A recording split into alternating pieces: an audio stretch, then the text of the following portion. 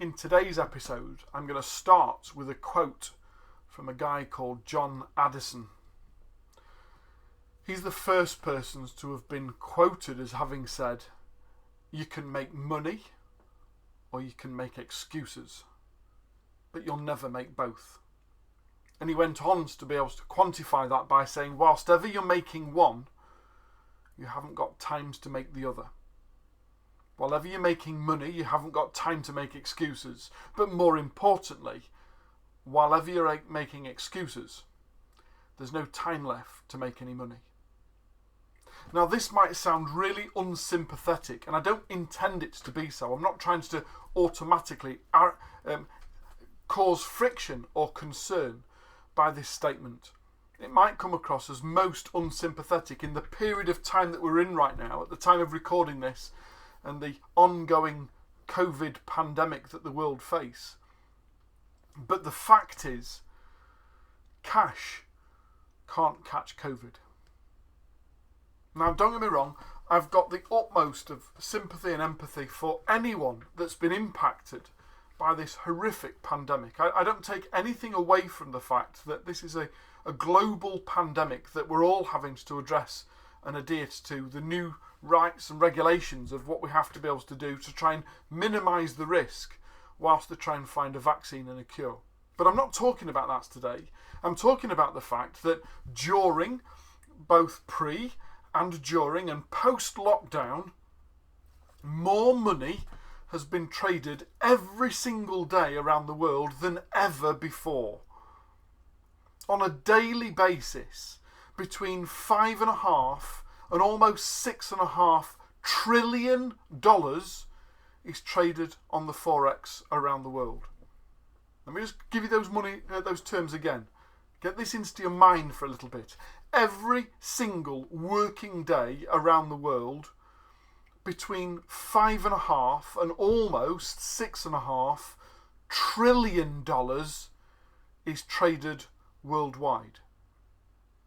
It was only a fortnight ago, at the time of recording this, where it was announced that Jeff Bezos, not only the richest man on the planet, but now the only man to have been recorded with a collective wealth of $200 billion. 200 billion. The wealth of a single man. And interestingly, it went on to say that not only is he now the richest man in the world on the planet, with a collective business wealth of 200 billion, but with the projections over the next 4 or 5 years of consumer trends, that figure is potentially likely to double in the next 5 years, as more and more and more people are choosing to use a digital means of purchase, predominantly Amazon in this case, as opposed to venturing it out and back onto the high street. Interestingly enough, even though in the same report it reported that Elon Musk is now starting to move away from his relationship with Tesla as he goes on to pursue new things, that even at that time of starting to move away from it, he's just become the third richest man on the planet, knocking no other than Mark Zuckerberg from Facebook into 4th place.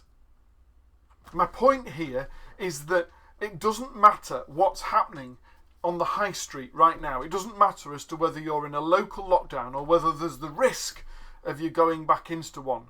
It doesn't matter as to whether the government are already contemplating the need for further restrictions to try and minimise and reduce that R number. The fact is that more money is being spent every single day than at any other time in history. So I say again, the quote from John Addison, before we move on any further.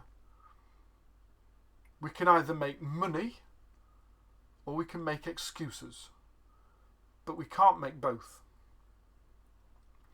Now, the reason for sharing this with you and why I want us to spend a few more minutes discussing it is the fact that I'm really concerned, based on the research that we've done into over 150 national business failures, and then how we've audited and surveyed over 100,000 SME businesses. I'm most concerned that whilst there are some businesses out there that are making a lot of money right now, regardless of the environment that we're in, that there are more and more business owners that are utilising this pandemic that we're in, this problem that we've currently got within our environment, within the country and within across the world, as a reason for slowing down, with the assumption that they'll be able to pick back up again once all of this is over. And it's simply not going to work that way. Now, don't get me wrong, I'm no physicist. I'm not going to be able to talk to you about the astrology of the universe. But I do know one thing, that whilst the Earth continues to rotate in the same direction that it has done ever since it was first evolved, there is no going back. There is no once things are back to normal. The simple fact is that what's happened from January 2020 onwards, as it moved from a epidemics to a pandemic status, what's happened is it's changed the way people operate. It's changed the way that we live our lives. More and more people have now moved online than ever before. And the fact is that regardless of what happens in the future, that's not going to change. For all of those bricks and mortar style businesses that are awaiting for the flocks of people to be able to come back to the high street and flood their tills with cash, you'll be waiting a long time. I'm really disappointed to be able to break people's bubble if that's what I'm doing in this video. But the simple fact is that the dinosaurs never saw the ice cap coming. They never saw the big freeze coming until it was too late. Dinosaurs never learned how to build fires. There's a book about that somewhere, I'm sure. But as a fact, eventually they died out. They became extinct because the world evolved and moved on, and they were unable to evolve and move on with it. And while I continued to hear this rhetoric with regards to once this is all over, if only I can get through 2020 and we can get back to normal. Where we are right now is the current normal. There's another lovely quote from Mark Twain that said, if you don't like change, if you're really uncomfortable with change, then learn to become comfortable at being uncomfortable, because change is the only constant. So give that some consideration for a moment or two. Change is the only constant. And if there's one thing that lockdown has enabled all of us to be able to do, it's to be able to stop. It's almost as if the world pressed pause for 10, 12, 14 weeks and then reset in a new digital accepting era. So what we should all be doing, if we haven't already done so, is to establish as to what have I got within my business arsenal that I'm able to offer in the current environment. Not, let's hang on with a government grant here and a loan there and a bit of an overdraft extension here, with the hope that we can then go back to selling what we used to sell before lockdown. There's many a report out there that suggests that what lockdown has created has brought on our diversion and conversion to the use of digital technology and about being able to have an online presence and trade digitally. It's evolved by about a decade in a quarter.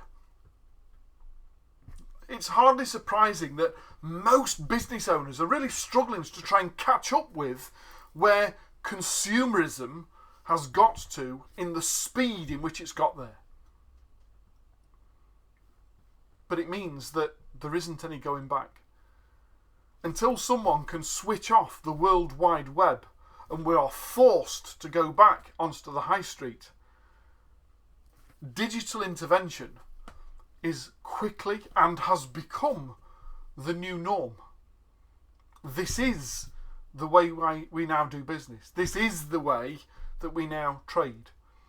This is the way that people now spend their time and effort and money, be that in work or out of work.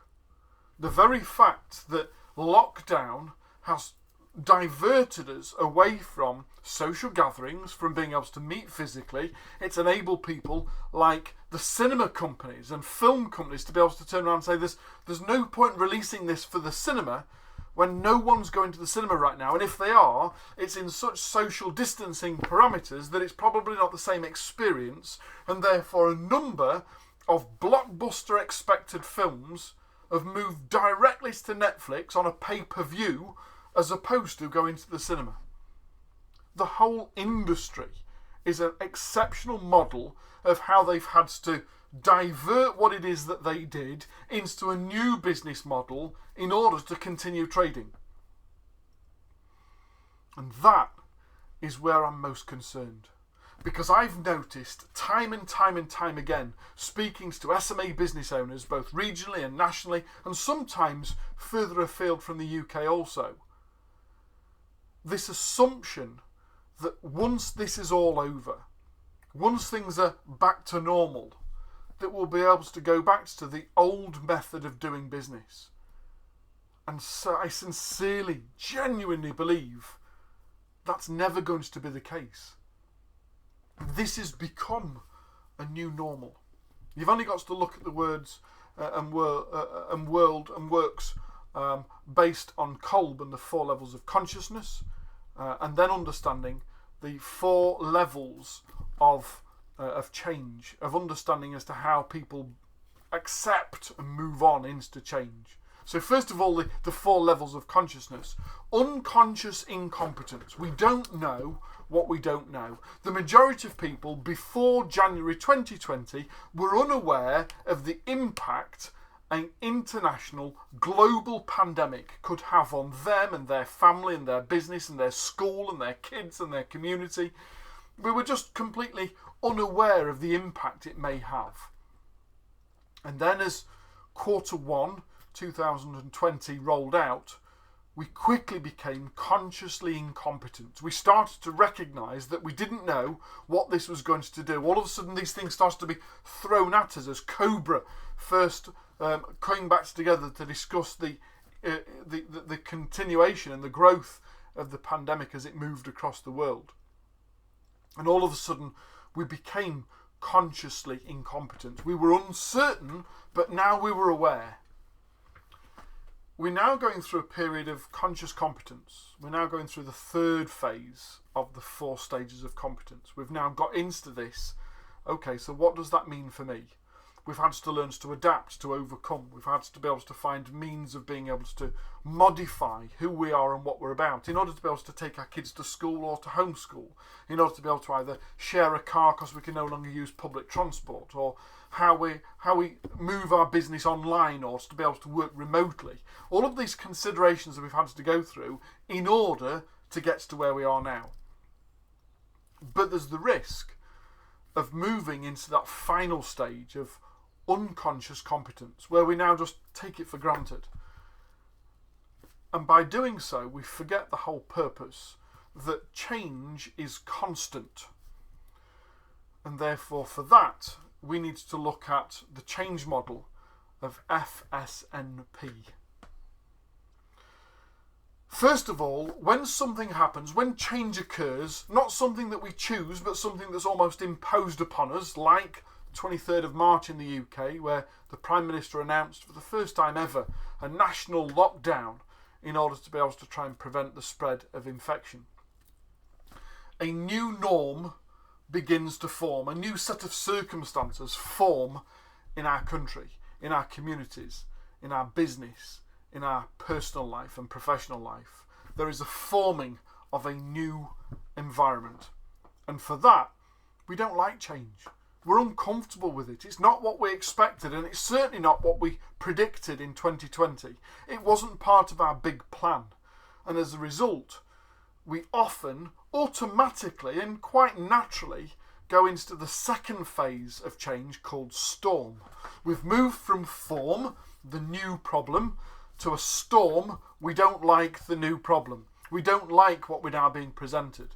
And I recall the Prime Minister announcing that the lockdown would be imposed as of the 23rd, and yet ironically the amount of people that went out on the 21st and 22nd as if it was their right to be able to do so for the last time before lockdown, and the police having to turn people away from many different tourist attractions around the country and the coast as such because of this impending lockdown, as people went into the storm phase, this fight against something that's being imposed upon them. And ironically, you've only got to look at the amount of aisles that were empty in supermarkets throughout the beginning and throughout April as people panic bought pasta and loo roll to be able to demonstrate their storm phase of change. Now, thankfully, that's not always that long-lived. We can evolve through storm and move to the third phase called norm. Things start to become a new style of normal. We've started to get used to having to wear face masks in buildings or in public spaces. We've started to get used to, wherever we go, using hand sanitizers to be able to keep our hands clean and to be conscious of social distancing and not bumping into other people in public spaces, but to giving people that personal space as designated under these COVID regulations. And we've started to create a new style of normal. And eventually, as we start to accept that, we move into the final phase, perform. And things start to perform almost as they were before, but in a new environment.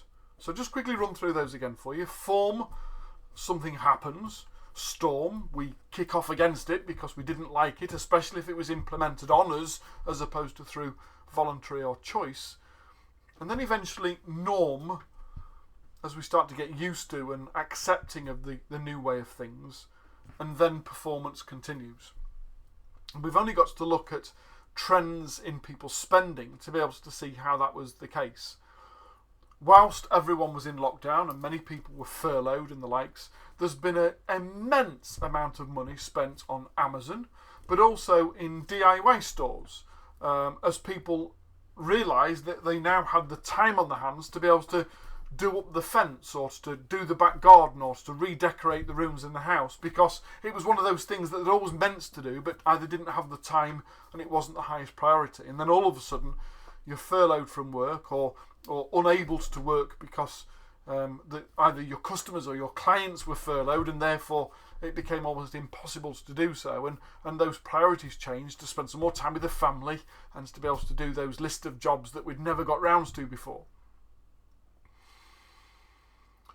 But we've passed that phase now, and I think the whole world smells of fresh paint at the moment as everyone's done the same thing. It's now a case of being able to review the business and review the business model and not go back to, so when can we resell this? But to actually analyse every single aspect of you, your business, your offering, your customers, your clients, your suppliers, to go through the whole rigmarole as if you were setting up in business again, to determine, does this work? Does the business model work? Does the business plan work? Does the product or service that you're selling, does it work in a lockdown scenario? And if not, what do we need to do to amend it or to change it or to park it and put it back on the shelf and pick something else up that allows us to continue trading? Because there are some businesses out there that have done just that, that have chosen that regardless of how profitable they were before lockdown, that lockdown determined that what they used to do was no longer possible during a lockdown scenario. And they've looked at their customer acquisition model, they've looked at their customer journey, they've looked at what their customers are currently ordering and said, we are not a priority. But what is this? And they've pivoted, they've diverted, they've diversified, they've found a means to be able to maintain a good working relationship with their existing customers by adapting their business to what's required right now, as opposed to hankering on to waiting for them to be ready for what it is that you want to sell them. And there's a key there, there's a really strong key there for people to be able to not just get through this and survive, but move from survive back to thrive. To understand that the most important thing in your business isn't just your CRM, your customer relationship management, but the relationship you have with the people who are willing to listen to what you have to say. If you've already built a know, like and trust relationship with the people that you regularly communicate to, it's about stopping for a minute and determining as to what's the highest priority on their agenda right now, and how can you help support them in making that a reality, regardless of whether it's something that you previously did, whether it's something that you've now got to be able to offer, whether you need to partnership or joint venture with somebody else, whether you need to become an associate, simply if you need to signpost them somewhere else to maintain that relationship with them, that as and when things move back to some form of new normal, that you're still held in the high regard that you were before lockdown, as opposed to the bury your head and hope it all blows over quickly that I've seen in some businesses so far. Hope you've got lots from that today. Like I say, I make no apology for the fact that the simple fact is that money is continuing to be traded every single working day of the year around the world. And if you're not part of it, then you're missing out in it. Hope that helps. Look forward to speaking again real soon. That's Jay Allen from My True North.